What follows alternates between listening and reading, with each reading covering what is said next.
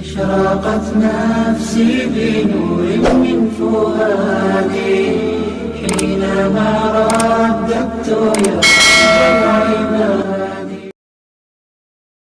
الحمد لله وكفى وسلام على عباده الذين اصطفى أما بعد فأعوذ بالله من الشيطان الرجيم بسم الله الرحمن الرحيم كلا لا تطعه واسجد إلى آخره. قال النبي صلى الله عليه وسلم الصلاة عماد الدين من هدمها ومن هدم الدين او کما قال علیہ الصلاۃ والسلام. آج ہمارا موضوع ہے نماز کی اہمیت اور فضیلت. نماز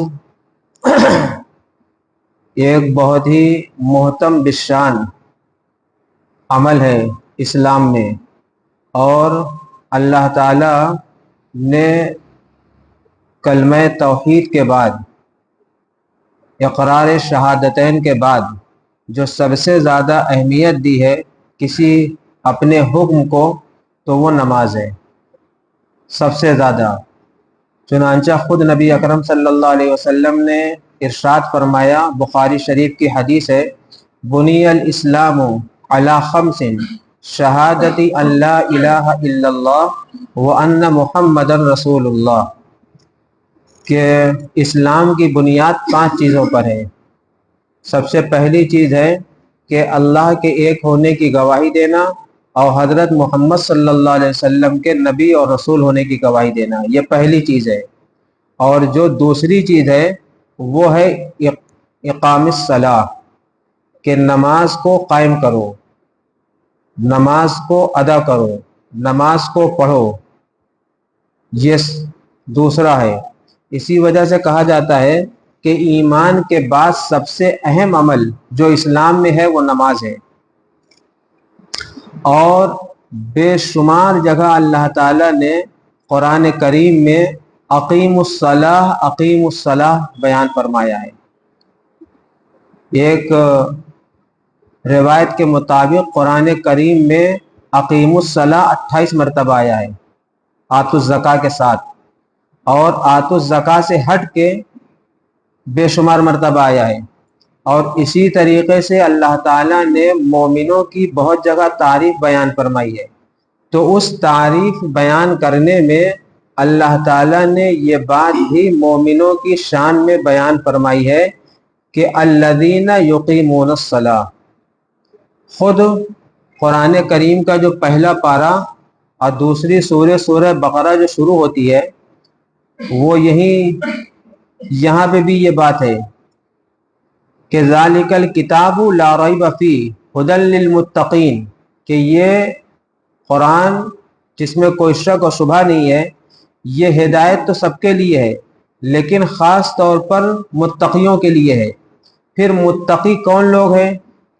تو متقیوں کی جو صفت بیان کی گئی، تو سب سے پہلی صفت یہی بیان کی گئی، الذین یقیمون الصلاۃ، متقی. اب انسان نماز چھوڑے اور بہت سا کام کرے تو وہ شریعت کی زبان میں پرہیزگار نہیں ہے، وہ متقی نہیں ہے. بہت سے مرد ایسے ہیں اور بہت سی خواتین ایسی ہیں جو اسلام کے بہت سے نیک کام کرتی ہیں اور نیک کام کرتے ہیں، لیکن نماز کو صحیح وقت پہ نہیں ادا کرتے، تو وہ نہ متقیہ کہلائیں گی خواتین، اور نہ مرد حضرات متقین کہلائیں گے. پرہیزگاری کے لیے جو سب سے پہلی شرط ہے وہ نماز کا اہتمام ہے. اور نماز کے بارے میں خود نبی کریم صلی اللہ علیہ وسلم نے فرمایا ہے، بہت اچھا جملہ، الصلاۃ قرۃ عینی. قرہ کے معنی آتے ہیں ٹھنڈک اور خوشی کے، اور عین کے معنی آتے ہیں آنکھ کے، اور یا کے معنی آتے میرے. تو قرۃ عینی کے معنی ہوئے کہ میری آنکھوں کی ٹھنڈک ہے نماز، یعنی میرے قلب و جگر کی تمنا ہے نماز کا ادا کرنا، میرے روح کی خوشی ہے نماز کا پڑھنا۔ الصلاۃ قرۃ عین۔ روایات میں صحابہ نے یہ بات لکھی ہے کہ نبی اکرم صلی اللہ علیہ وسلم جب رخصت ہو رہے تھے امت سے، تو امت سے رخصت ہونے کے وقت آپ کے زبان مبارک پر جو آخری الفاظ تھے، جس کو کہتے ہیں نا کہ جب انسان دنیا سے رخصت ہوتا ہے تو کچھ وصیتیں کرتا ہے، کچھ نصیحتیں کرتا ہے، کچھ خاص باتیں کہا کرتا ہے۔ تو نبی اکرم صلی اللہ علیہ وسلم جب اپنی امت سے رخصت ہو رہے تھے تو آپ اپنی امت کو نماز کی تاکید کر رہے تھے، الصلاۃ الصلاۃ۔ صحابہ میں سے بعض صحابہ کہتے ہیں کہ آخری لمحات تھے، آواز صاف سنائی نہیں دے رہی تھی، آپ کے ہونٹ ہل رہے تھے، تو صحابہ تو آپ کے بڑے عاشق تھے۔ ایسے عاشق جو ہے زمین و آسمان نے کبھی دیکھے نہیں ہیں۔ جو عشق نبی کریم صلی اللہ علیہ وسلم سے صحابہ نے کیا ہے، دنیا کی تاریخ میں کوئی اس طرح کا عشق کر کے دکھا نہیں سکتا اپنے بڑے کے ساتھ۔ کسی بادشاہ نے اپنے جو ہے سفیر کو بھیجا تھا کہ نبی کریم صلی اللہ علیہ وسلم کے ساتھ جو لوگ رہتے ہیں ان کا ذرا جائزہ لے کر آؤ کہ وہ نبی کریم صلی اللہ علیہ وسلم سے کتنی محبت اور کتنا تعلق رکھتے ہیں، آئیڈیا لے کر آؤ۔ دیکھیے یہ پوری دنیا میں سسٹم ہے، اور اس وقت میڈیا میں یہ باتیں آتی رہتی ہیں کہ فلاں ملک کے پاس جو ہے فلاں نام کی فوج ہے جو بڑی ڈینجر ہے، اور فلاں پریزیڈنٹ کے پاس فلاں فوج ہے جس سے مقابلہ آسان نہیں ہے۔ تو اس سے یہ معلوم ہوا کہ لوگ اپنے پاس جاں نثار جفا کش انسانوں کا ایک جتھا رکھا کرتے تھے، تو یہ بہت زمانے سے چلا آ رہا ہے۔ تو اسی کی جانچ پڑتال کے لیے جو ہے ایک بادشاہ نے بھیجا تھا 2 لوگوں کو کہ جاؤ دیکھ کے آؤ اور بتاؤ۔ تو بہرحال جب وہ لوگ پہنچے تو انہوں نے دیکھا صحابہ کی محبت نبی اکرم صلی اللہ علیہ وسلم کے ساتھ۔ تو اپنے بادشاہ کے پاس جب پہنچے تو بادشاہ نے پوچھا کہ ان کے ساتھ کیسی جماعت رہتی ہے، کیسے لوگ رہتے ہیں؟ تو کہا کہ ان سے مقابلہ بہت مشکل ہے، ان کے ساتھ جو جماعت رہتی ہے وہ ہر وقت اس طریقے سے الرٹ رہتی ہے کہ نبی کا حکم نہیں، کیا اشارہ ہونے والا ہے، وہ اشارے پر مر مٹتے ہیں۔ نبی کریم صلی اللہ علیہ وسلم اٹھے تو چند صحابہ کو پتہ چل گیا کہ وضو کی ضرورت ہے، لوٹا لے کے پانی اس میں بھر کے حاضر۔ نبی کریم صلی اللہ علیہ وسلم نے کھکارا اور ان کو تھوکنے کی ضرورت پیش آئی تو سارے صحابہ یہ چاہتے تھے کہ میرے ہاتھ پہ آپ کا لعاب مبارک جسے تھوک کہتے ہیں وہ پڑ جائے، اور اگر کسی پہ پڑ جاتا تو وہ اس کو ملتا، اپنے جسم پہ ملتا۔ اور ظاہر سی بات ہے کہ نبی کے بزاق لعاب میں بڑی شفا تھی۔ آپ نے حضرت ابو بکر صدیق کو اپنا لعاب ہی تو لگایا تھا جب سانپ نے کاٹا تھا غار ثور میں، ان کا درد بھی ختم ہو گیا، زہر بھی ختم ہو گیا، تو صحابہ اس کو مل لیتے تھے۔ اور اس سفیر نے جا کے بتایا، ایلچی نے، جاسوس نے، کہ بس ایک اشارے کی ضرورت ہے ان کی طرف سے۔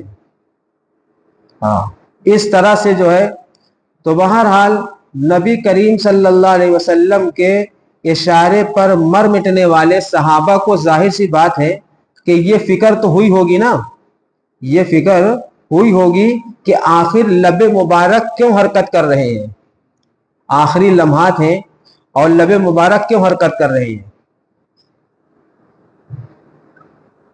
جب گھر میں انتقال ہوتا ہے اور بچے پاس میں ہوتے ہیں تو وہ اپنی ماں کے اور اپنے والد کی आवाज को सुनना चाहते हैं।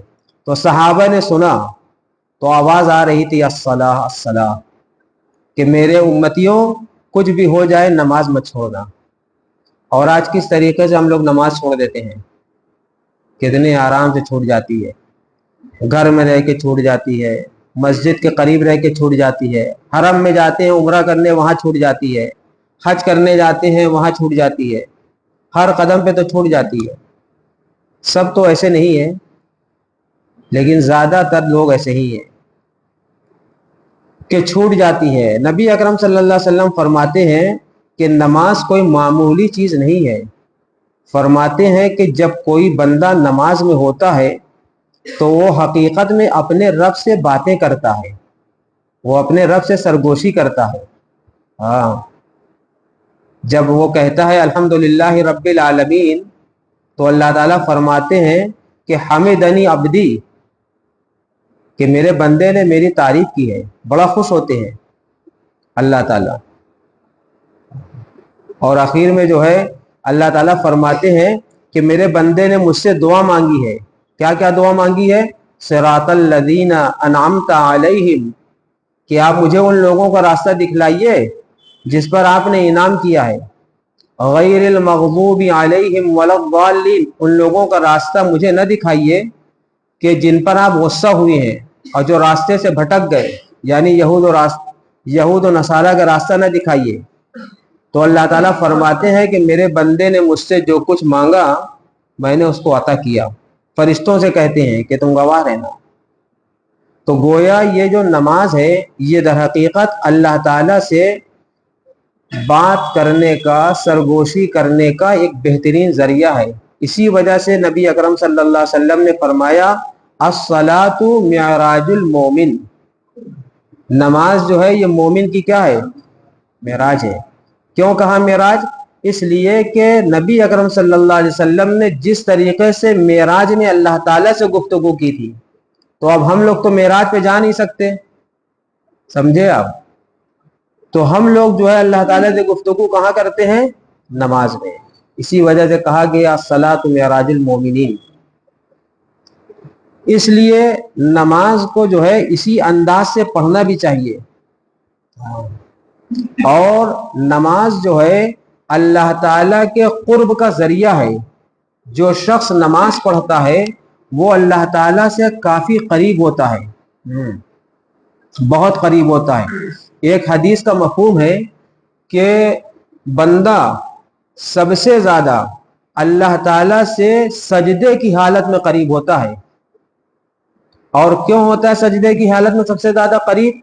इसलिए कि बंदे के जिस्म में जो सबसे ज्यादा कीमती चीज है वो उसका चेहरा और उसकी पेशानी है। उसका चेहरा और उसकी पेशानी है। वो पेशानी और चेहरा बंदा जो है अल्लाह के सामने टेक देता है। अल्लाह ताला के सामने जब कोई सजदा करता है तो अल्लाह ताला उससे बहुत खुश होते हैं। इसी वजह से जो है जब आखिरत में सारे नबी अपने अपनी उम्मत की सिफारिश से इनकार कर देंगे, हजरत मूसा अलैहिस्सलाम कहेंगे मेरे बस की बात नहीं है, हजरत आदम अलैहिस्सलाम कहेंगे कि मैं भी सिफारिश नहीं कर सकता, हजरत नूह अलैहिस्सलाम, हजरत इब्राहीम सब इनकार कर देंगे।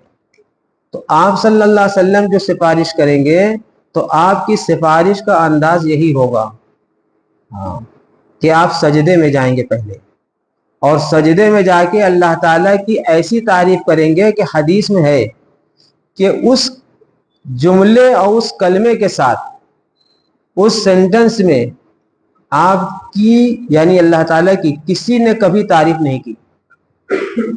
वो जुमला नबी करीम सल्लल्लाहु अलैहि वसल्लम ने अपने कल्ब में महफूज कर रखा है। तो सजदे की हालत में जब वो तारीफ करेंगे तो अल्लाह ताला आप सल्लल्लाहु अलैहि वसल्लम की सिफारिश क्या करेंगे? कबूल फरमाएंगे, कबूल फरमाएंगे। जब इस्लाम की और कुफ्र की सबसे पहली जंग हुई थी, सबसे पहली जंग, तो एक छप्पर आपने डाला था, उस जंग का नाम है जंगे बदर। वहां पे एक छप्पर डाला था, तो उस छप्पर के नीचे आप दुआ मांग रहे थे अल्लाह से कि अल्लाह بہت مختصر سے لوگ میرے ساتھ ہیں، اور پورے روئے زمین پر کوئی تیرا نام لینے والا نہیں ہے، یہی 313 ہیں جو تیرا نام لیتے ہیں، اور اگر آج یہ شکست کھا گئے یا یہ ختم ہو گئے تو پھر روئے زمین پہ تیرا کون نام لے گا۔ بڑے اچھے انداز سے پھر حضرت ابو بکر صدیق رضی اللہ تعالیٰ عنہ فرماتے ہیں کہ آپ دعا کرتے کرتے سجدے میں چلے گئے اور انتہائی گریہ و زاری کے ساتھ دعا مانگی، تو حضرت ابو بکر صدیق کہتے ہیں مجھے نبی اکرم صلی اللہ علیہ وسلم پر رحم آیا، میں نے کہا کہ یا رسول اللہ صلی اللہ علیہ وسلم اب آپ اپنا سر اٹھا لیجئے، اللہ نے آپ کی دعا قبول کر لی ہوگی، اور اللہ تعالیٰ نے قبول بھی کر لی تھی دعا، اور مسلمانوں کو پہلی جنگ میں فتح عظیم حاصل ہوئی۔ وَلَقَدْ نَصَرَكُمُ اللَّهُ بِبَدْرٍ وَأَنْتُمْ أَذِلَّةٌ، تم بے سر و سامان تھے، اللہ نے بدر میں تمہاری مدد کی، تو وہ جو مدد آئی تھی وہ سجدے سے آئی تھی، نماز سے آئی تھی، سجدہ تھا نبی کا، تو زمین پہ بھی سجدہ کام آئے گا اور آسمان پہ بھی نبی کا سجدہ کام آئے گا، اور نبی کی امت بھی جب سجدے میں اخلاص کے ساتھ جائے گی تو نبی کے امتیوں کو بھی نماز اور نماز کا سجدہ کام دے گا، لیکن سجدہ ہو۔ سجدہ بہت سے لوگ کہتے ہیں غلط لفظ ہے، سجدہ نہیں کہنا چاہیے، سجدہ ہے اصل لفظ، تو سجدہ جو ہے صحیح ہو۔ ہاں، علامہ اقبال کا شعر ہم کو یاد نہیں ہے، جلدی یاد نہیں ہوتا شعر ہے، تو ان کا مطلب یہی ہے کہ جو ہے کہ نہ حضرت بلال کی ہے، ہاں وہ ایک سجدہ جسے تو گرا سمجھتا ہے، 1000 سجدوں سے دیتا ہے تجھ کو نجات۔ اگر اللہ کے سامنے جو ہے ایک سجدہ کوئی کر لے تو لوگوں کے در پہ جھکنے سے کیا ہوگا، محفوظ ہو جائے گا۔ تو یہ سجدے سے مراد یہاں خاص نماز ہے کہ نماز کا اہتمام، ہاں 2 رکعت نماز آسمان میں ہلچل مچا دیتی ہے، آسمان میں ہلچل ہو جاتی ہے 2 رکعت نماز، صلاۃ الحاجت جسے کہتے ہیں۔ خود اللہ کے نبی اکرم صلی اللہ علیہ وسلم کو اللہ تعالیٰ نے حکم دیا، ابو جہل کہہ رہا تھا کہ آپ سجدہ نہ کریے، آپ نماز نہ پڑھیے، آپ بیت اللہ خالی کر دیجئے، آپ حرم کے اندر نہ آئیے، چیلنج کر رہا تھا ابو جہل، چچا بھی تھا اور قریش کا سردار بھی تھا اور آپ کا دشمن بھی تھا، تو اللہ تعالیٰ نے یہ آیت نازل فرمائی جو سورہ اقرا ہے، اقرا بسم ربک الذی کلا لا تطیعہ، اے محمد صلی اللہ علیہ وسلم ہرگز اس کی بات نہ مانیے گا، جو نماز سے روکے اس کی بات نہیں ماننا ہے، چاہے وہ شیطان ہو، چاہے وہ انسان ہو، چاہے وہ گھر کا کوئی بھی ہو، نماز سے روکنے والے کی اطاعت کبھی نہیں کرنا ہے۔ وسجد، سجدہ کرتے رہیے آپ، یعنی نماز پڑھتے رہیے، وقترب، اور اللہ کا قرب حاصل کرتے رہیے۔ یہ جو ہے قرآن کی آیت ہے، اسی وجہ سے کہا جاتا ہے کہ نماز کا اہتمام کریں۔ نماز جو ہے دل کو خوش رکھتی ہے، جب نماز پڑھ لیجئے، جن لوگوں کی نماز کی عادت ہے، جن کی نماز کی عادت نہیں ہے ان کی بات نہیں ہو رہی، جن کی نماز کی عادت ہے، جن کے دل میں اللہ کے حکم کی عظمت ہے، تو جب نماز پڑھ لیجئے تو بڑا سکون ملتا ہے۔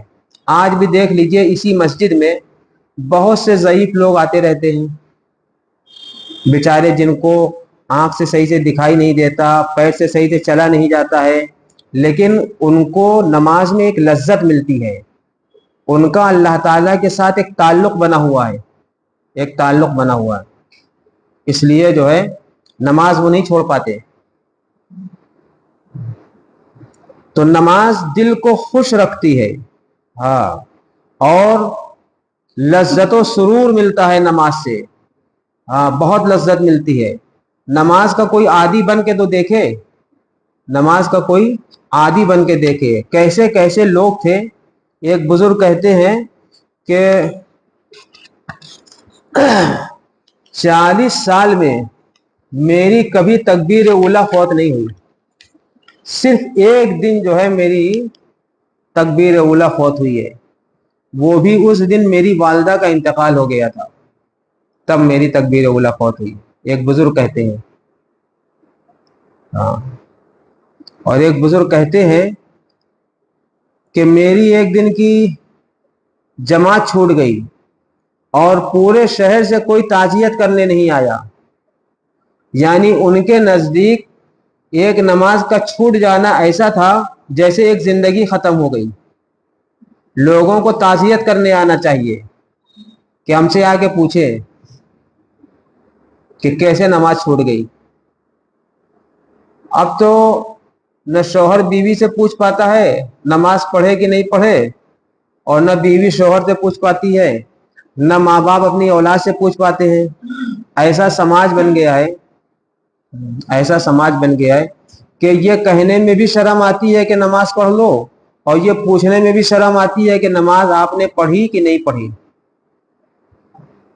یہ بہت برا زمانہ ہے، یہ بہت برا دور ہے کہ انسان ایک دوسرے کو نماز کی تلقین نہ کر سکے، جبکہ حدیث میں آتا ہے کہ نبی اکرم صلی اللہ علیہ وسلم ہر موقع پہ نماز پڑھتے تھے، ہر موقع پر۔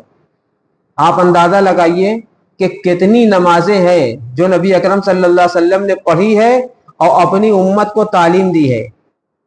5 نمازیں روزانہ فرض ہیں، پھر ہر نماز سے پہلے سنت ہے، فجر سے پہلے بھی سنت ہے، ظہر سے پہلے بھی سنت ہے، عصر سے پہلے بھی سنت ہے، اور مغرب کے بعد میں سنت ہے، عشاء سے پہلے اور عشاء کے بعد سنت ہے، پھر اس کے علاوہ وتر کی نماز ہے، پھر تہجد کی نماز ہے، پھر اشراق کی نماز ہے، پھر چاش کی نماز ہے، پھر اس کے بعد جو ہے اوابین کی نماز ہے، پھر اس کے بعد جو ہے کوئی ضرورت پڑ جائے تو صلاۃ الحاجت ہے، پھر اگر کسی بات میں آپ کو ڈاؤٹ ہو رہا ہے کہ کیا کرنا چاہیے کیا نہیں کرنا چاہیے تو اس کے لیے صلاۃ الاستخارہ ہے، استخارے کی نماز ہے، اگر چاند گرہن ہو جائے تو اس کے لیے صلاۃ الکسوف ہے، اور اگر سورج گرہن ہو جائے تو اس کے لیے صلاۃ الکسوف ہے، اور اگر بارش نہ ہو تو اس کے لیے صلاۃ الاستسقاء ہے، اور اگر ڈر لگے تو اس کے لیے صلاۃ الخوف ہے۔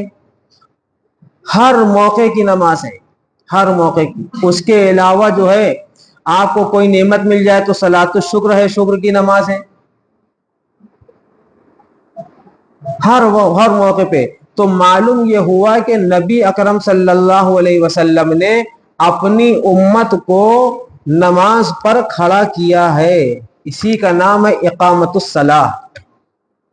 اور اب جو ہے امت نماز ہی سے بے بہرا ہے، ہر پریشانی ہر موقع پر دوسرے کو پکارتی ہے، نماز پڑھ کے اللہ کو نہیں پکارتی ہے۔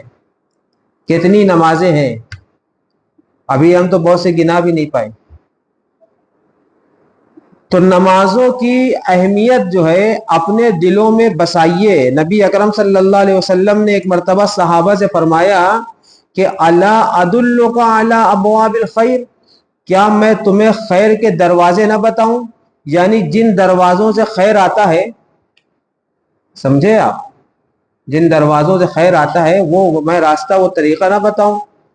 تو صحابہ تو ہر وقت اسی چکر میں رہتے تھے کہ کہاں سے کوئی نیکی کی بات ملے، کہاں سے کوئی عبادت کا موقع ملے۔ انہوں نے کہا بتائیے۔ تو آپ نے فرمایا کہ صلاۃ الرجل فی جوف اللیل، راتوں کی نماز جو انسان پڑھتا ہے وہ خیر کا دروازہ ہے، رات کی نماز۔ تنہائی کی نماز اللہ تعالیٰ کو بہت پسند ہے، تنہائی کی نماز۔ یوں تو نماز دکھاوے کی بہت سے لوگ پڑھ لیتے ہیں، بہت سے لوگ پڑھ لیتے ہیں، اصل نماز جو ہے اللہ تعالیٰ نے تعریف کی ہے رات میں نماز پڑھنے والوں کی۔ دیکھیے جو 5 وقتہ نماز پڑھ رہے ہیں اس کی تعریف اللہ نے الگ کی ہے، والذین یقیمون الصلاۃ کے ذریعے کئی جگہ کیا ہے۔ انما المؤمنون الذین آمنوا اذا ذکر اللہ وجلت قلوبهم واذا تلیت علیہم آیاتہ زادتهم ایمانا وعلی ربہم یتوکلون۔ پھر آگے فرمایا الذین یقیمون الصلاۃ، تو یہ جو تعریفیں اللہ نے کی ہیں یہ 5 وقتہ نمازوں کی ہے، اور رات میں جو تہجد پڑھتے ہیں ان کی تعریف اللہ نے اس آیت میں کی ہے۔ اللہ تعالیٰ فرماتے ہیں تتجافى جنوبهم عن المضاجع يدعون ربهم خوفا وطمعا ومما رزقناهم ينفقون فلا تعلم نفس ما أخفي لهم من قرة أعين جزاء بما كانوا يعملون۔ اللہ تعالیٰ فرماتے ہیں کہ وہ بھی ایک مومن ہے کہ جن کے پہلو بستروں سے الگ رہتے ہیں، رات کے وقت وہ اپنی بیویوں کے بستر سے علیحدہ ہو جاتے ہیں اور اللہ کے سامنے کھڑے ہو جاتے ہیں، چاہے گرمی ہو چاہے سردی ہو، کیونکہ اللہ کو بھی معلوم ہے کہ بیوی کو چھوڑنا آسان کام نہیں ہے، چاہے وہ جتنا آپ سے دیوال لڑائے لیکن لپٹے رہیں گے وہیں۔ تو اللہ تعالیٰ جان رہے ہیں، تو اللہ تعالیٰ فرما رہے ہیں کہ وہ بڑے اچھے لوگ ہیں جو اپنے بستروں سے علیحدہ ہو جاتے ہیں۔ ہاں، اور کیوں علیحدہ ہوتے ہیں؟ اس لیے کہ ان کو اپنے رب سے اس بات کا ڈر ہے کہ کہیں جہنم میں نہ چلے جائیں، خوفاً، جہنم کے ڈر سے، وطمعاً، اور جنت کے شوق سے کھڑے ہوتے ہیں۔ ہاں، اخلاص کے 3 درجے ہیں۔ ایک درجہ یہ ہے کہ کوئی عبادت کرے جہنم کے عذاب کے ڈر سے، اور دوسرا درجہ اخلاص کا یہ ہے کہ جنت میں داخلے کے شوق سے عبادت کرے، اور تیسرا درجہ اخلاص کا وہ ہے جو میں نے بتایا تھا، حضرت رابعہ بصریہ نے کہا تھا کہ میں جو ہے جنت میں آگ لگا دوں اور جہنم کی آگ کو بجھا دوں تاکہ لوگ عبادت کس لیے کریں؟ صرف اللہ کے لیے۔ تو تیسرا درجہ یہ ہے کہ نہ جہنم کے خوف کو سامنے رکھے، نہ جنت کے شوق کو سامنے رکھے، بلکہ اللہ کی ذات کو سامنے رکھے۔ اخلاص کے یہ تینوں درجے مطلوب ہیں اور پسندیدہ ہیں۔ تو اللہ تعالیٰ فرما رہے ہیں کہ ایسے لوگ جو، اے بچوں تم لوگ کیا کر رہے ہو؟ کھیل کود کرنے کے لیے نہ آیا کرو، آرام سے بیٹھو، ادھر تاک رہے، جہاں تاک رہے وہیں چلے جاؤ، تم لوگ کو شیطان بھیجتا ہے۔ فلا تعلم نفس ما اخفی لهم من قرۃ اعین،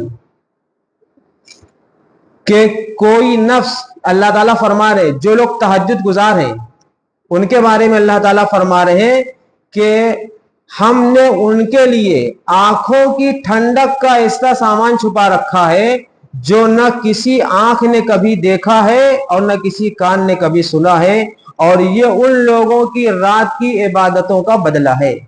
معلوم یہ ہوا کہ تہجد گزاروں پر اللہ کا اسپیشل انعام ہوتا ہے، اسپیشل انعام ہوتا ہے۔ میں نے کسی سے سنا بھی اور دیکھا بھی کہ جو لوگ تہجد گزار ہوتے ہیں وہ اللہ کے پاس جب جاتے ہیں تو ان کا چہرہ مسکراتا ہوا رہتا ہے۔ تو میں نے ایسے کئی بزرگوں کو دیکھا ہے مسکراتے چہروں کے ساتھ، بہت سے بزرگوں کو دیکھا ہے۔ تو نماز کا اہتمام کرنا ہمارے سماج اور معاشرے سے ختم ہو گیا ہے، اس کو ہمیں زندہ کرنا ہے۔ جب کوئی کام پڑے تو اس وقت آپ کو جو ہے نماز سے یہ نہیں کہنا ہے، نماز سے یہ نہیں کہنا ہے کہ مجھے کام ہے ہم تمہیں بعد میں پڑھ لیں گے، بلکہ کام سے یہ کہیے کہ نماز کا وقت ہو گیا اب کام بعد میں کروں گا۔ سمجھ میں آئی بات؟ یہ طریقہ سیکھیے۔ کام سے کہیے کہ نماز کا وقت ہو گیا، نماز سے نہ کہیے کام آ گیا۔ اور ہم مسلمانوں کا حال یہی ہے کہ نماز سے کہتے ہیں کہ کام آ گیا، جانا ہے، کچہری جانا ہے، دکان جانا ہے، سمجھے آپ؟ اور اللہ رحم کرے گرل فرینڈ والوں کا تو اور برا حال ہے، وہ تو نماز توڑ کے بھاگ جائیں اگر مسکال آ جائے، سمجھے آپ، دوسری ہی رکعت میں بھاگ جائیں۔ وہ امام کے سجدے میں جانے کا انتظار نہیں کرتے، وہ گھنٹی بجنے کا انتظار کرتے ہیں۔ یہ اچھی بات نہیں ہے، نماز کا اہتمام ہونا چاہیے اور وقت کی پابندی کے ساتھ۔ ہاں، قرآن میں ہے کہ نماز جو 5 وقتہ ہے اس کا وقت مقرر ہے۔ ان الصلاۃ کانت علی المؤمنین کتابا موقوتا، یہ سورہ نساء کی آیت ہے 103 نمبر کی۔ اس میں اللہ تعالیٰ فرما رہے ہیں کہ یقیناً ہم نے نماز کا وقت مقرر کیا ہے، فرض نمازیں جو ہیں ان کو اسی وقت پر ادا کیا جائے۔ یہ بھی کوتاہی ہے. اگر جماعت چھوٹ جائے, تکبیر اولا چھوٹ جائے, یہ بعد میں پڑھے, قضا کر کے پڑھے, یہ سب نماز کے ساتھ بے توجہی ہے. نماز کی عظمت دل میں نہیں ہے. قرآن میں ہے فَخَلَفَ مِن بَعْدِهِمْ خَلْفٌ أَضَاعُوا الصَّلَاةَ وَاتَّبَعُوا الشَّهَوَاتِ کہ بعض لوگ بعد میں ایسے آئے جنہوں نے نماز ہی کو ضائع کر دیا. فَخَلَفَ مِن بَعْدِهِمْ خَلْفٌ أَضَاعُوا الصَّلَاةَ اور انہوں نے کیوں کر دیا ضائع نماز کو؟ وَاتَّبَعُوا الشَّهَوَاتِ خواہش نفس کے پیچھے پڑ گئے, خواہش نفس کے پیچھے پڑ گئے. وَاتَّبَعُوا الشَّهَوَاتِ تو جو خواہش نفس کے پیچھے پڑ کے نماز کو چھوڑ دیتا ہے تو اللہ تعالیٰ فرماتے ہیں کہ فَسَوْفَ يَلْقَوْنَ غَيًّا غی جو ہے جہنم میں ایک وادی کا نام ہے جس میں صرف بے نمازی ڈالے جائیں گے, جس میں صرف بے نمازی ڈالے جائیں گے. بہت سے لوگوں سے پوچھا جائے گا کہ تم تو بڑے اچھے تھے, کیسے یہاں جہنم میں آ گئے؟ تو وہ کہیں گے قالوا لم نک من المصلین ہم دنیا میں نماز نہیں پڑھتے تھے. یہ کہیں گے, وہ مجبور ہوں گے. اس لیے جہنم سے بچنے کے لیے نماز کا اہتمام کیا ہے؟ فرض ہے, فرض عین ہے پانچوں نماز. فویل للمصلین ہاں, نماز پڑھنے والوں کے لیے ہلاکت ہے اگر وہ صحیح سے نہیں پڑھ رہے ہیں, اہتمام نہیں کر رہے ہیں. کسی صحابی نے پوچھا یا رسول اللہ صلی اللہ علیہ وسلم ای العمل افضل سب سے اچھا عمل کون سا ہے؟ سب سے اچھا عمل کون سا ہے؟ تو آپ نے فرمایا الصلاۃ علی وقتہا, الصلاۃ علی وقتہا کہ نماز کو کیا کرو؟ وقت پر پڑھو. دیکھیے یہ اللہ تعالی کی قدرت اور اپنے بندوں کے ساتھ رحمت دیکھیے کہ اللہ تعالیٰ قرآن میں دونوں طرح کا ذکر فرماتے ہیں. جنہوں نے نماز کو چھوڑا ان کا ذکر فرمایا, اور ایک جگہ سورہ نور میں ان لوگوں کا ذکر فرما رہے ہیں جو نماز کا اہتمام کرتے ہیں, جو نماز کا اہتمام کرتے ہیں. اللہ تعالیٰ فرما رہے ہیں کہ وہ مرد خدا ہے, وہ مرد مجاہد ہے کہ ان کو دنیا کی خرید و فروخت نماز پڑھنے سے غافل نہیں کرتی ہے. وہ دکان بھی کھولے ہیں, بزنس بھی کر رہے ہیں, سفر بھی کر رہے ہیں, اور دنیا کا لہو و لعب ان کے سامنے سے گزر رہا ہے, لیکن ان کی نماز نہیں چھوٹ رہی ہے. ہاں, اللہ نے ایسے لوگوں کی تعریف کی ہے, وہ صحابہ ہیں کہ کسی حال میں نماز کو نہیں چھوڑتے تھے. قرآن میں ہے رجال لا تلہیہم تجارت ولا بیع عن ذکر اللہ وإقام الصلاة وإيتاء الزكاة يخافون يوما تتقلب فيه القلوب والأبصار. اللہ تعالیٰ فرما رہے کہ بہت سے جوان مرد وہ ہیں کہ ان کا بزنس ان کو غفلت میں نہیں ڈالتا ہے, اور نہ ان کی خرید و فروخت اللہ کی یاد سے انہیں غافل کرتی ہے, اور نہ ان کی خرید و فروخت ان کو نماز سے دور کرتی ہے. وہ لوگ نمازوں کا اہتمام اس لیے کرتے ہیں کہ اس دن سے ڈرتے ہیں جس دن آنکھیں پھٹی کی پھٹی رہ جائیں گی, قلوب الٹ پلٹ ہو جائیں گی. اس دن سے ڈرتے ہیں. نماز انسان یا تو خوف سے پڑھے گا یا شوق سے پڑھے گا, اور جس کے دل میں نہ خوف خدا ہو اور نہ شوق جنت ہو اس کے لیے نماز بہت مشکل ہے.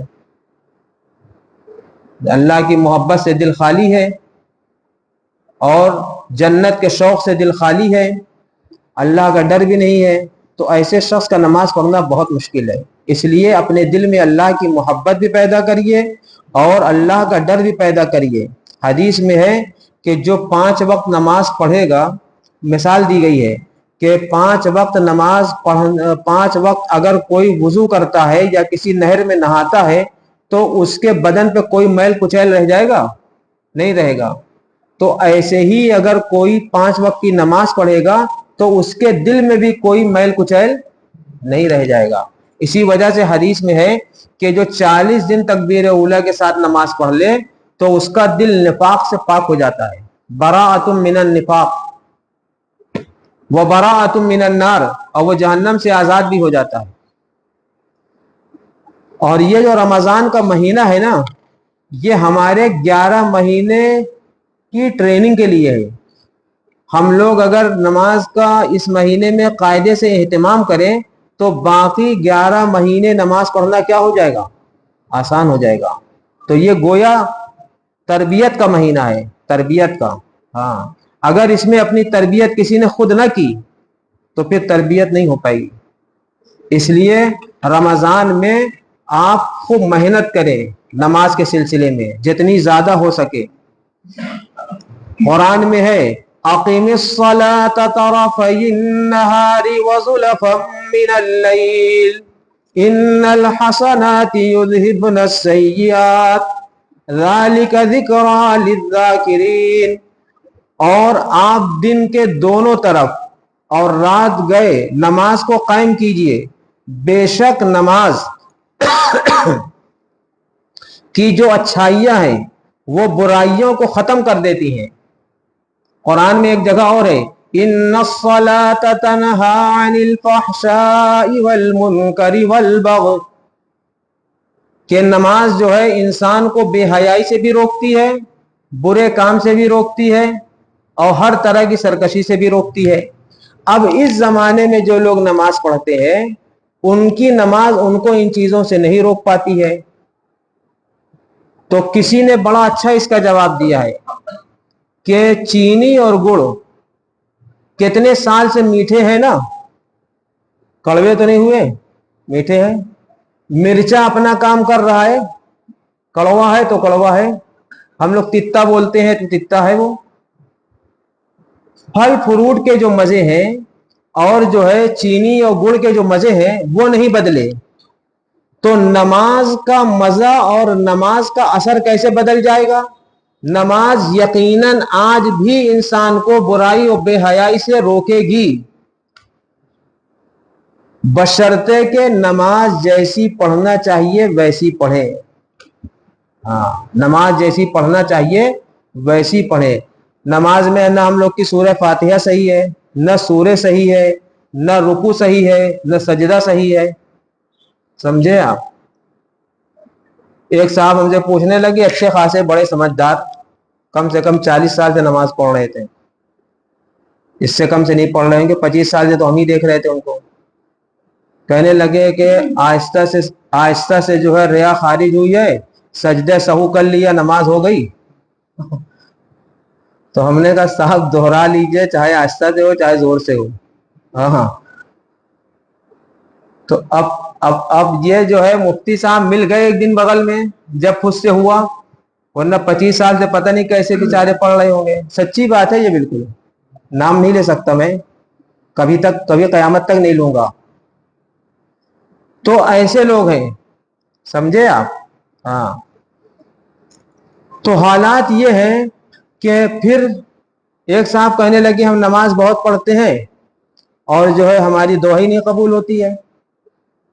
بہت بھاری آدمی تھے، ان کو بھی میں جانتا ہوں کہ اپنی جوانی سے وہ نماز پڑھتے تھے.